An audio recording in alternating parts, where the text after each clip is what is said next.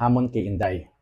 Si Sara Duterte ngayon, binabati ko si BBM at sinasabing madali lang daw magpadala ng eroplano para i-repatriate ang mga OFW sa Middle East.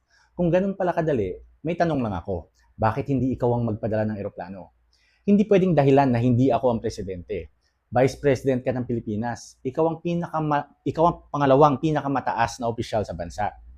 Kung totoo na napakadali lang gawin ang sinabi mo, walang pumipigil sa iyong kumilos.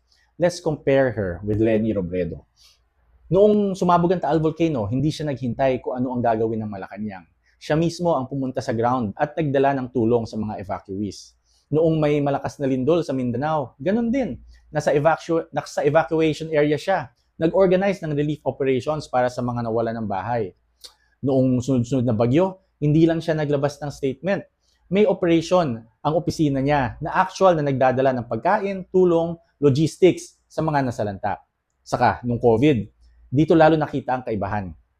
Naalala nyo, habang maraming Pilipino ang nagpapanik at kulang ang malinaw na information, si Duterte matagal na hindi nagsasalita sa public tungkol sa situation. Kaya si Leni Robredo, siya mismo ang lumabas at nagbigay ng sariling briefing para ipaliwanag sa mga tao kung ano ang nangyayari. Hindi lang yon, sobrang dami rin niyang tulong na ipinamigay nung COVID. Kung may problema ang bayan, kumilos ka. Ganun ang isang vice president. Hindi puro batikos, hindi puro commentary. Kumilos. Kaya kung totoo ang sinasabi na madali lang magpadala ng eroplano para iuwi ang mga OFW, simple lang ang hamon. Patunayan mo, magpadala ka ng eroplano, iuwi mo ang mga kababayan natin. Kung madali pala gawin, why not?